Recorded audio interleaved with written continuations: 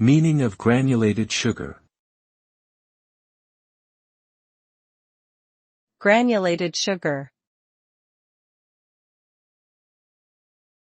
Granulated sugar. Granulated sugar. Granulated sugar. Granulated sugar is a common type of white sugar that is used in baking, cooking, and other food preparations. It is made by refining sugar cane or sugar beets into a fine, granular texture.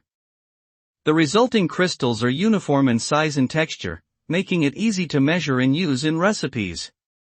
Granulated sugar dissolves quickly and evenly, providing sweetness and texture to baked goods, drinks, and many other dishes. It is often used as a sweetener in coffee, tea, or other hot beverages and can also be used to make syrups, candies, and preserves.